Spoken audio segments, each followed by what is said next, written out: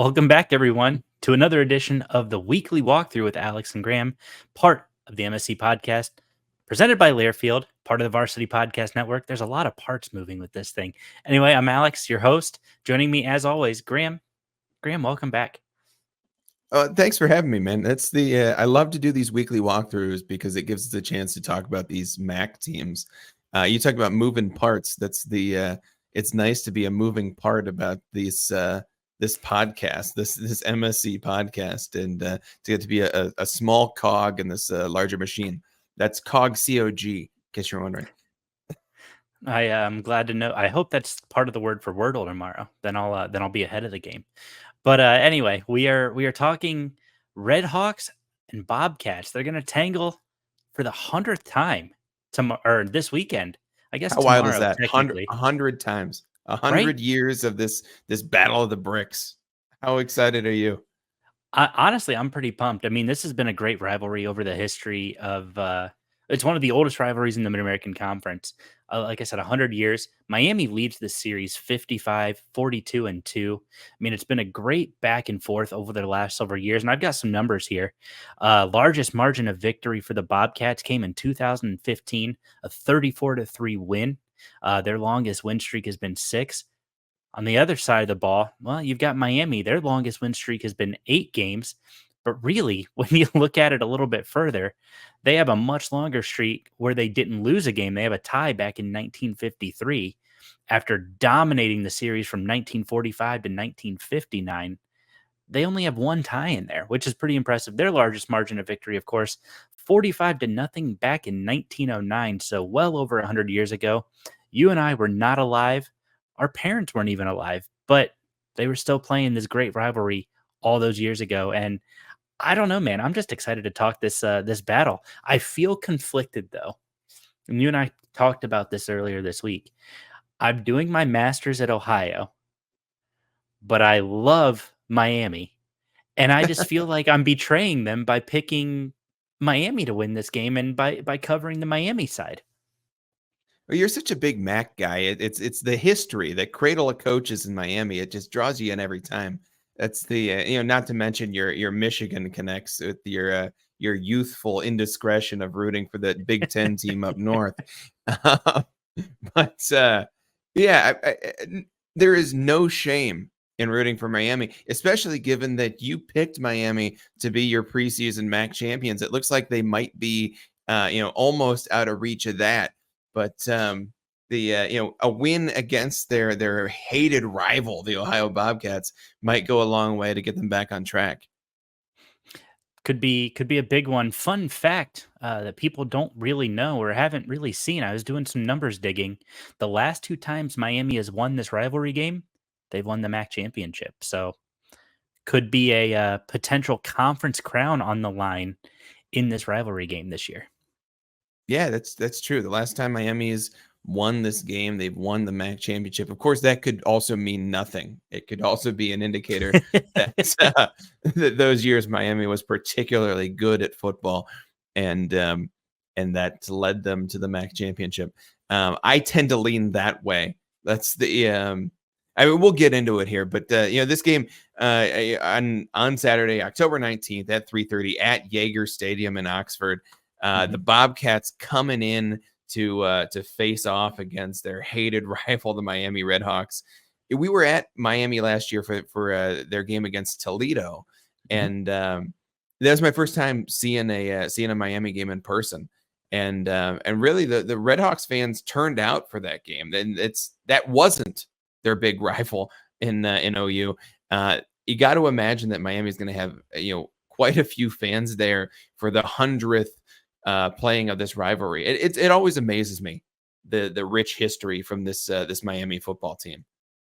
It's pretty impressive when you look at what Miami does and conversely what Ohio does. So I was at the Ohio Miami game last year down there at Peden Stadium in Athens. And to your point, Ohio fans showed out. I mean, they really brought a lot of fans for this game.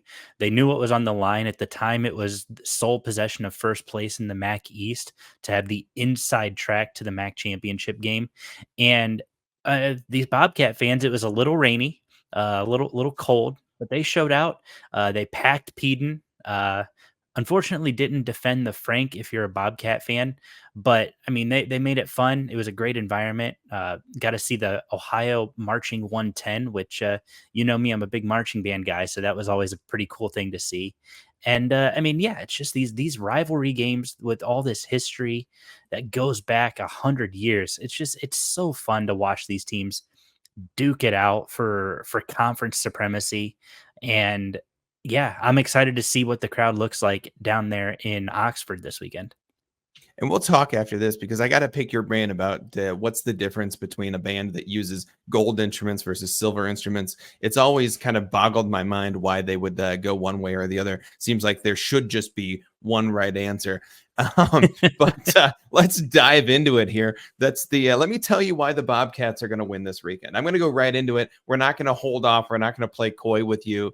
The Bobcats are going to win this weekend. They're going to take one from Miami, and they don't care that they're playing away. It's the 100th fighting of this rivalry, and Ohio knows they're down, and they know that the reason they're down is because Miami got a head start. They founded their team a little bit earlier than the Bobcats got out there, but this is a perfect opportunity for the Bobcats to come in here. This is Miami. Most folks had Miami, the defending champs, picked as the number one team in the MAC preseason, and we've seen Miami stumble to begin this season.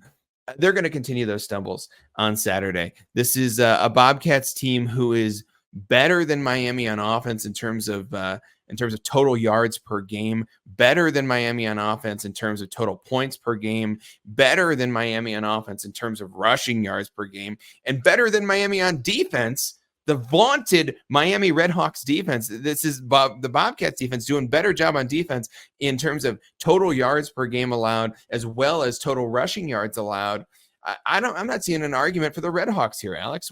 You've got your Miami shirt on. What's going on? I mean, I got to tell you, this Miami team, they've taken a few weeks to kind of figure it out. But last week they came out and blasted Eastern Michigan, dethroning last week's number 2 in the MAC power rankings, 38-14 up there in Ypsilanti. The biggest thing, you're right, this Miami offense, a little bit behind the 8 ball this year. But the biggest thing, you talked about this vaulted Miami defense. They are ranked 3rd in the MAC in scoring defense, only giving up 22 points a game. Ohio, they're giving up 23.3. Not much of a difference, but guess what, Graham? You only need one to win. 22-23, that's a big one for me. Red zone defense, Miami has held opponents to 66% scoring efficiency in the red zone, which is number 1 in the Mid-American Conference. Ohio, they can't finish drives. Right now, they're only 54% in touchdown conversion rate in the red zone. That's going to be a key one. Can this Miami defense stop this Ohio offense in the red zone? And I think that's going to be the key battle we look at. The other big thing you have to look at, while this Ohio offense has put up more points and they've been able to do a little bit more, turnover margin. Miami has generated 9 turnovers, 6 fumbles, 3 interceptions, while Ohio has a turnover margin of -7. Big issues with ball security. That's going to be a key difference, and that's going to be where this Miami defense feast to give this offense great field position. You don't need to score 100 points. You just need to score one more than your opponent, and that's what's going to happen this weekend in Oxford. Well, you know what a big Matt Salopek fan I am. So Miami is going to be great on defense. There's no doubt about it there. But let's talk about these teams just in terms of, we look at S&P Plus. We have Miami and Ohio both ranked right around each other. Miami at minus 11.9 total rating. Ohio minus 10.8. So that's a rating that has 0 set in the middle as the very average of college football. Both these teams below that. Miami ranking 128 in offense compared to Ohio's 119. Miami's defense 69 compared to Ohio's 75. Special teams 55-87. My point here is these teams are very evenly matched. It's a rivalry game. We know anything can happen in a rivalry game. Miami opened at minus 3.5 favorites. They're still minus 3.5 favorites, and that's what we call the home team field goal. That's what that is. It's just giving the home team a little bit of cushion because they have that home crowd. In terms of FPI, also very similar. Miami ranked 87th in the country in terms of FPI. Ohio at 103. These are teams that are very evenly matched, and it is a rivalry game. It's going to be a toss-up. And when it comes to a toss-up game, I think we all look at the quarterback and which quarterback is going to shell out. Is this going to be a Brett Gabbert game where he steps up and he shows that he's been in the league for, what is it, 20, 25 years now? Or is it going to be the more talented dual threat quarterback, Parker Navarro, who's thrown for almost 900 yards, 898 yards in the year so far? He has 5 touchdowns. He's also added almost 400 yards, 396 yards on the ground with 4 touchdowns there. This is a guy who can get it done through the air, on his feet, a guy who is just that electric sort of talented, athletic MAC player who comes in and can take over a game. And that's what he's going to get the opportunity to do in this rivalry game this weekend.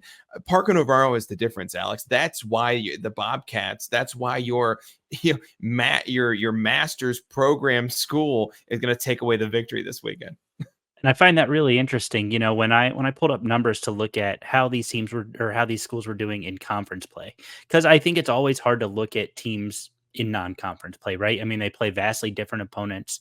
Miami played Cincinnati, they played Northwestern, whereas Ohio played Syracuse, and they played Kentucky. I mean, you're playing vastly different opponents who just on paper do different things in different leagues. So when I looked at it in total yards in conference play, you're right. Parker Navarro, he's averaging 320 yards a game in conference play.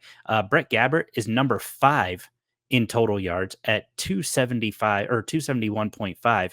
But then we go down the list a little bit further. Number 16, we've got the Bobcats, Anthony Tyus. He's been tearing it up, and I'll give him all the flowers in the world. He's got about 102 yards a game.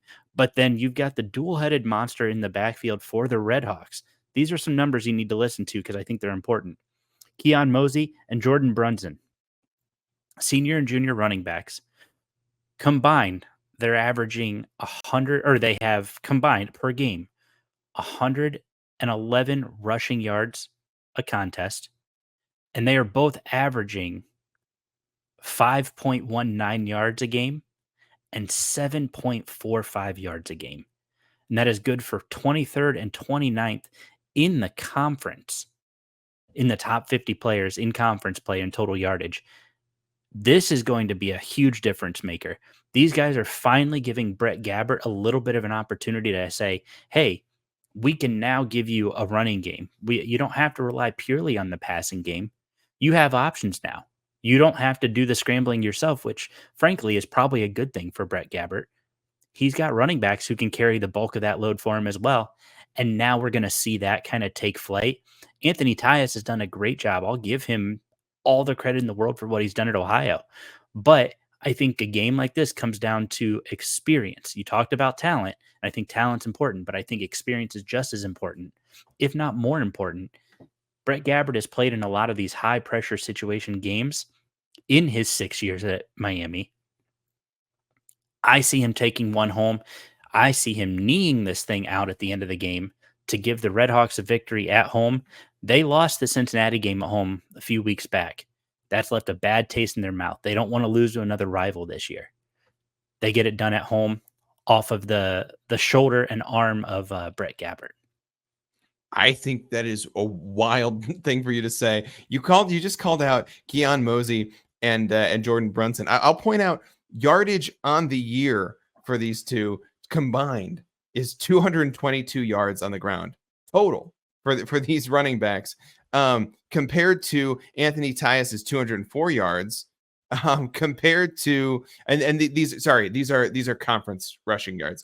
This is Sure. not total on the year, but compared to Anthony Tyus's 204 yards by himself, not to mention Parker Navarro's 289 yards that he adds. And let's go ahead and throw Brett Gabbert in there for the fun of it. A whopping 25 conference yards he adds on the ground. So that's you want to talk about rushing yards. Certainly the Bobcats of Ohio have this one well in the bag.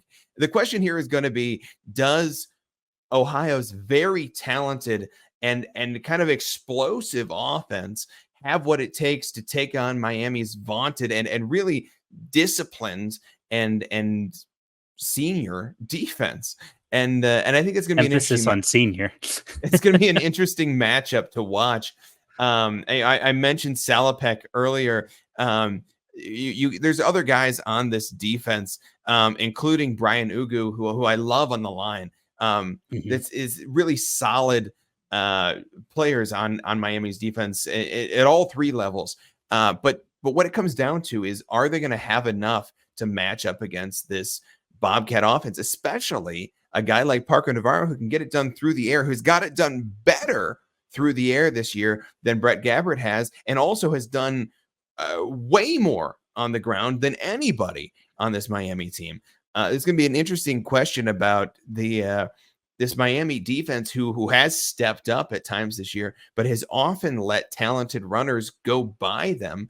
That's the Miami defense this year is allowing 167 and a half rushing yards per game.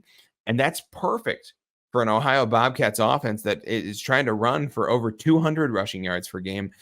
This is the weakness of the Miami defense, is this rushing yards allowed per game, and especially a mobile quarterback like Parker Navarro.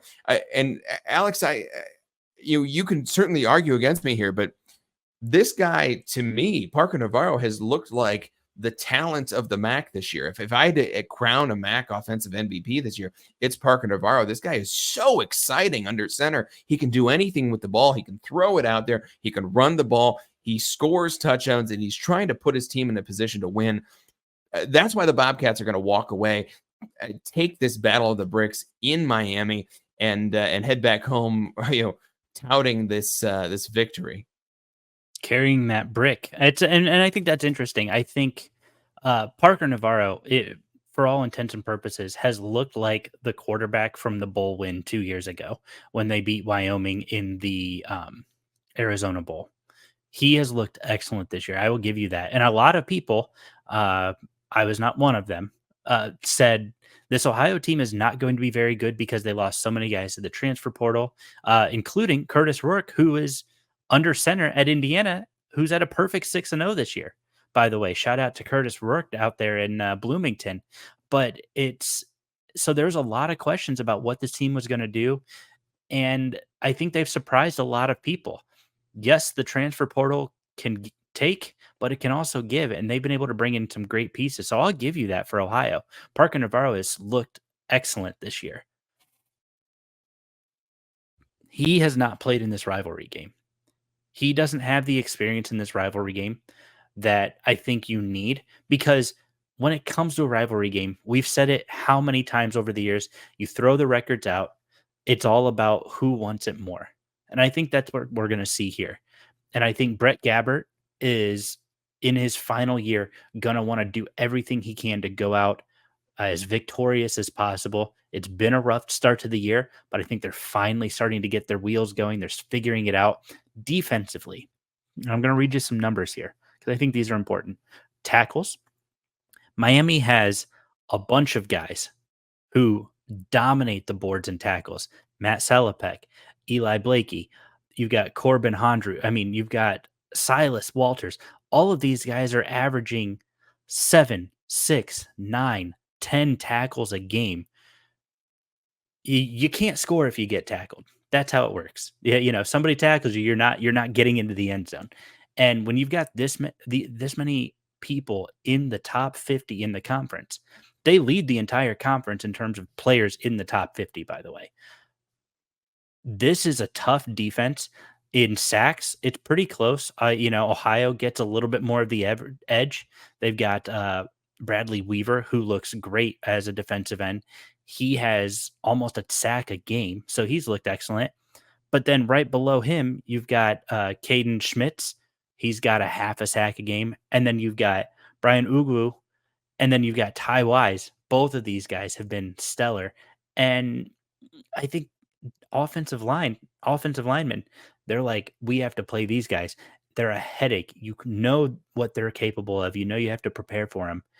and you still can't. These guys are constantly disrupting your backfield, constantly getting in between your offensive linemen to make it difficult on a quarterback. We saw what these guys did to Daquan Finn last year in the MAC championship. We saw what they did to him in the second half of the Miami Toledo game. They eat mobile quarterbacks, and they've done it all year. They've done it their entire careers. Parker Navarro is not going to be an exception. And then we move on down the list. Two of the top 5 guys in the conference are from Miami in terms of interceptions. Now you've got 3 of the top 5 from Ohio. When you look at the list, 4 of those 5 guys are tied for 4th place. But, you know, Corbin Hondrew, he's averaging a third of an interception a game. He's got Alex, 2 picks on the year, let's and be that's so honest about important. let's be honest about these interception numbers. We're talking about a guy with 2 interceptions versus guys with 1 interception on the year. This is And not. you don't think those are important. Turnovers will be key in this matchup. Of course, turnovers are important, but your argument that these guys are somehow in the top 5 in the MAC making a big difference, it's just not true. This is that 2 interceptions versus 1 interception is 1 unlucky pass that a guy happened to come down with versus a batted ball.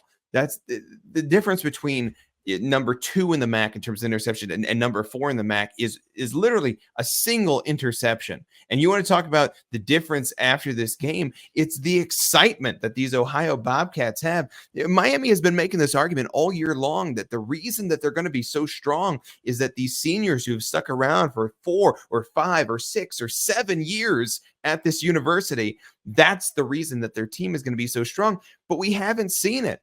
These Redhawks are 2-4 on the year. They're 1-1 in the conference.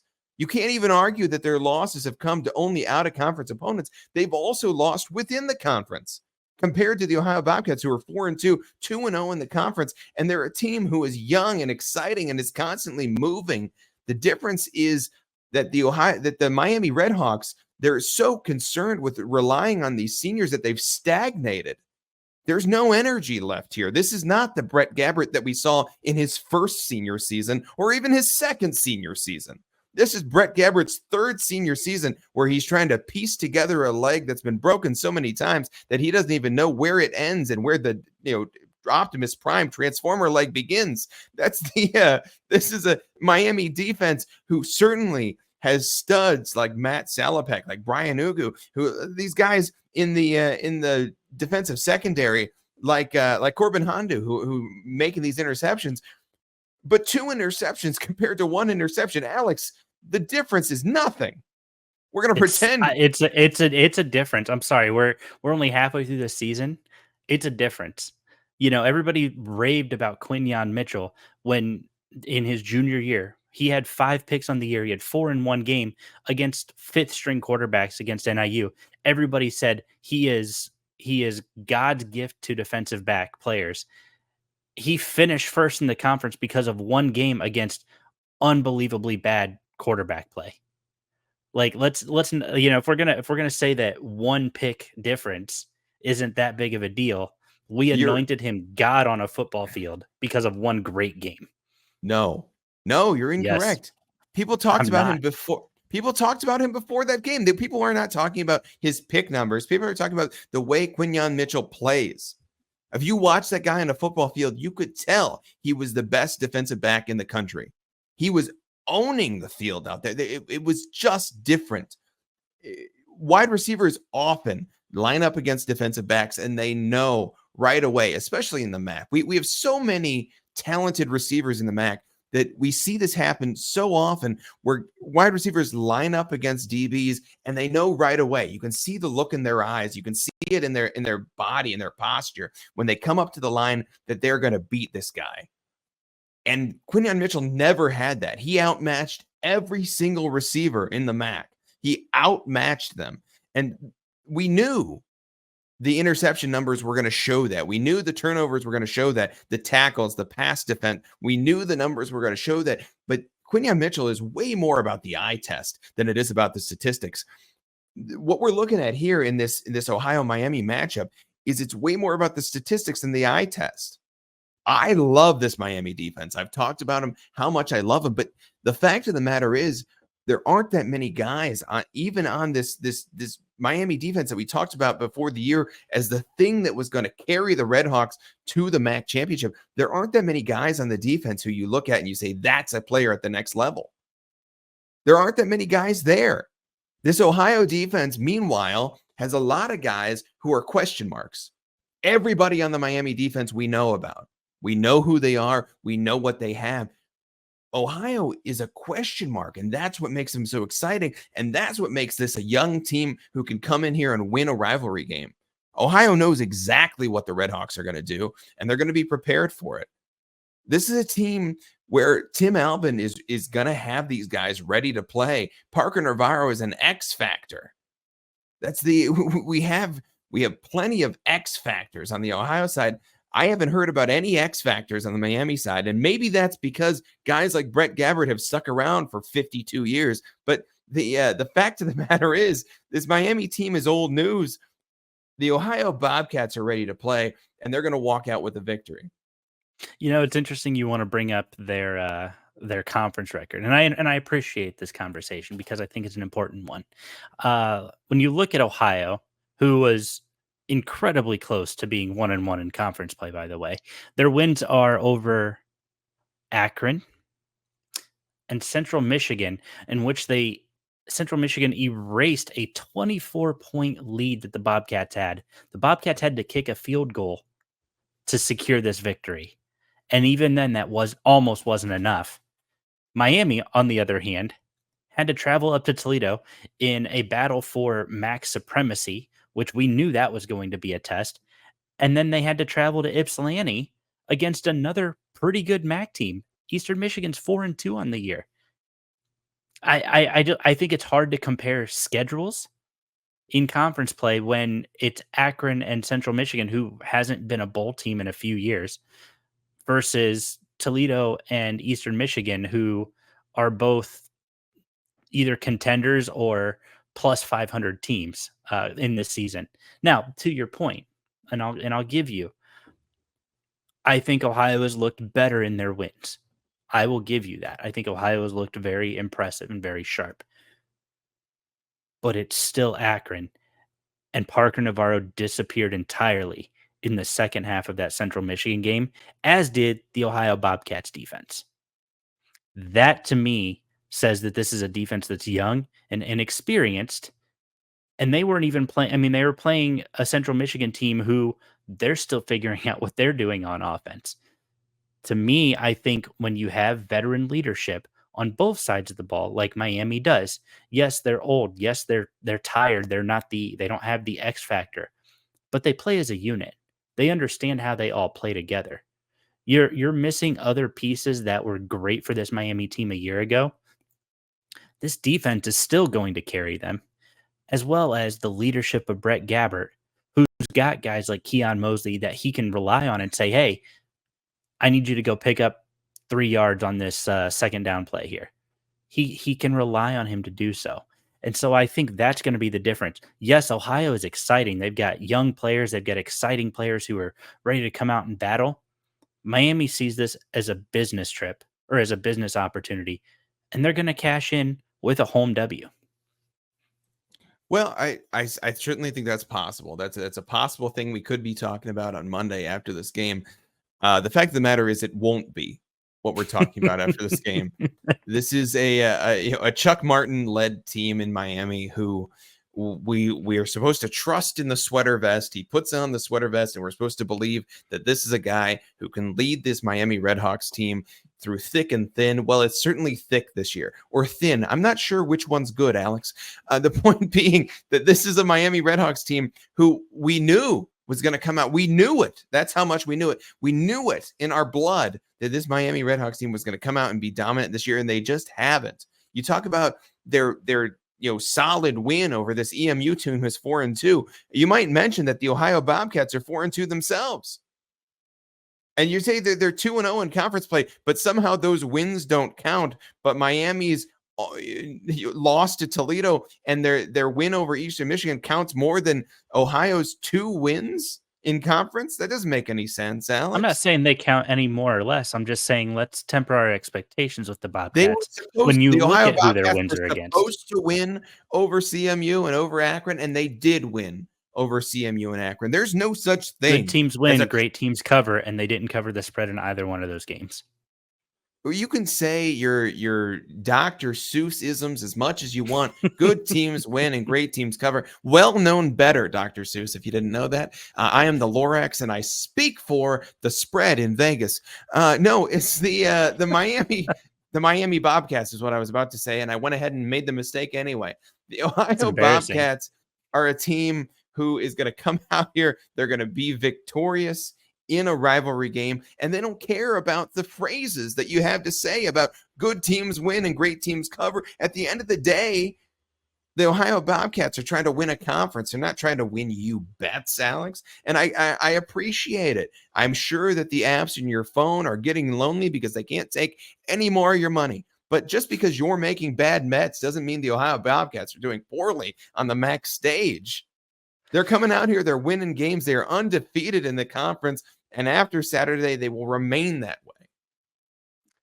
Remains to be seen. I'm looking forward to it. Should be a good battle, honestly. It's as we've talked ad nauseum, the 100th battle of the bricks between these two historic programs. Graham, give me your score prediction for this Saturday.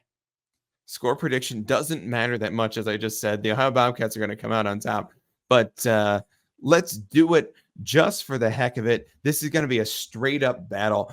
Ohio Bobcats on top, 21-13.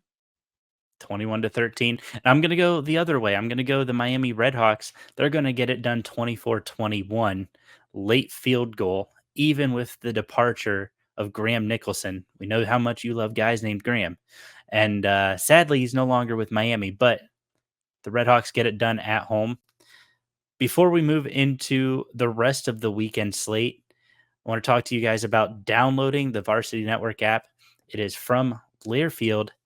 You can listen to this show and many other shows, live sports for collegiate athletics all over the country, available on the Varsity app. It's free to download in the Apple Store, the Google Play Store, wherever you download your apps. Download it today. You can listen to hundreds of games, hundreds of podcasts. You can save your favorite podcasts, save your favorite schools, and listen to your favorite broadcasters. You want to listen to this Miami, Ohio game on the go? You can download it and listen to Marty Bannister, who's going to be on the call for the Bobcats. You can listen to this on the go, and you don't have to plant yourself in front of a TV, which honestly, that's pretty nice. And you can listen to that. You can listen to Mick Tidrow as he calls this weekend's game for Ball State from Vanderbilt. Or you could even listen to other guys in the conference. Maybe you don't want to listen to Matt games. You want to listen to Ohio State games, Michigan games. Don't know why, but maybe you do. You can listen to all those live through the Varsity Network app. Again, it is free to download. Download it today. It is well worth your time to have this app on your phone. I love it. I know Graham loves it. It's a great app. You guys are going to want this one. Yeah, you feel like on Saturdays you want to go out and grill something up. I've been into using the old Weber kettle as a smoker lately, and it means that you're outside on the deck for a good chunk of time, regardless of what it is. It might be 10 hours you're out there, and it's not always easy to try and get the TV maneuvered just right so that you can see it in the reflection of the spoon that you left in the sink. So sometimes it's easier to pull up the radio broadcast of the game, and the Varsity Network app really makes that easy. If you're trying to listen to this Maction stuff, go ahead and smoke your ribs and listen to your favorite Maction on that particular app. That's nice. All right, Graham, you know what time it is. It's time for the rest of the weekend rundown. So we'll start it here at the top. We've got Central Michigan at Eastern Michigan, 2 o'clock p.m. kickoff over on ESPN Plus. They're in Ypsilanti. Line is EMU 3.5. Who you taking in this one? This one seems like an EMU victory to me. We just talked about how EMU dropped one to the Miami Redhawks, but I like this EMU team this year. This should be an EMU victory. All right, moving on. Of course, it's Ohio at Miami, 3:30 on ESPN Plus. We already talked that game, so we can skip on down to another rivalry game. The Anniversary Award, Kent State at Bowling Green. The Flashes come in at 3:30 p.m. on ESPN Plus. Bowling Green, they're favored by 20.5. Do we really need to talk about this one? We really don't. I like Bowling Green this year. I think their record does not reflect how good they are. They've dropped a bunch of close ones. And Kent has looked just abysmal. Mhm. Um, I other than maybe Kennesaw State, Kent State has looked like maybe the worst team in FBS college football this year. I am not betting on Kent State until they show me that they can pull out a victory. This one goes to the Falcons easy. All right, moving on. We've got Western Michigan at Buffalo. Buffalo, a surprising 2-0 in conference play, 4-2 to start the year. Big victories over Toledo and Northern Illinois. Western Michigan travels to Buffalo at 3:30 on ESPN Plus. The line is Western Michigan by 1. That line is That shifted. That's incredible. This is the Buffalo team. This is really the Buffalo team we thought we were going to see last year, and then Mhm. they came out super flat to start the year. Towards the end of the year, Buffalo kind of started turning it around, but these Bulls have come out this year and looked like the team we expected to see last year. Dominated, well, not so much dominated, but at least beating the class of the MAC in Northern Illinois and Toledo, and really looking like the best team in the MAC so far. Um, I'm surprised that the line has Western Michigan favored, even despite this being at Buffalo. I'm going with the Bulls in this one. Yeah, I kind of like the Bulls in this one too. Moving on to the next one, we've got Toledo at Northern Illinois, 3:30 p.m. over there on ESPN Plus. The line, Northern Illinois minus 2.5. Feels like that one's a coin flip, if I'm being honest. Yeah, I think you could flip a coin once or twice and then throw away the results and go ahead and pick the Rockets because the Rockets are going to win this game. That's what my heart tells me, and my heart is often wrong. But my point being that let's go ahead and chalk this one up for the Rockets. All right. Then the last game of the weekend, the last non-conference game of the year for the Mid-American Conference, Ball State at Vanderbilt, who beginning of the season, I thought, hey, maybe Ball State's got a chance. But after what we've seen Vanderbilt do the last couple of weeks, especially that win over Alabama, we got Ball State kicking off at 7:30 down there at First Bank Stadium in Nashville. Vandy minus 26.5. Yee. And I think that spread is right. This is a Vandy team who beat Alabama and then showed it wasn't a fluke by coming out and beating Mark Stoops' team in Kentucky last week. This is a team who has looked strong this year. I mean, we often think of Vandy as a team who is kind of baseball only. And Mhm. they really showed up this year and they said, hey, we play in the SEC and we can play like an SEC team. Um, this is Vandy all the way. And I think they cover every bit of that spread as well. Cool. Well, guys, thank you so much for tuning in. As you see here below, added some new stuff. Added a ticker where you guys can check out all of the places you can check out the podcast, follow along, subscribe, follow, interact with whatever you want to do. So please check those links out. I would really appreciate the support. Officially, thanks to you guys, past 3,400 followers on Twitter X this week. So shout out to you guys. Thank you for all that love and support. Moving up on subscribers on YouTube as well. So I mean, we're making some numbers happen, and I cannot express how much I appreciate you guys interacting and listening and dealing with my ramblings. It's been fun to bring you action as much as I have, and it's been fun to have Graham on board the last couple weeks as we've been doing these weekly walkthroughs. And Graham, so thank you as well for being a part of this. Well, I love being a part of it. I love talking MAC football. I love talking MACtion in general, and I can't wait for baseball season. Right, it's going to be a great one. So, guys, as you see below, all the other games, what time they are, and again, where to follow the podcast. Thank you guys so much for tuning in. I really appreciate it. I know Graham appreciates it. And we'll see you next week.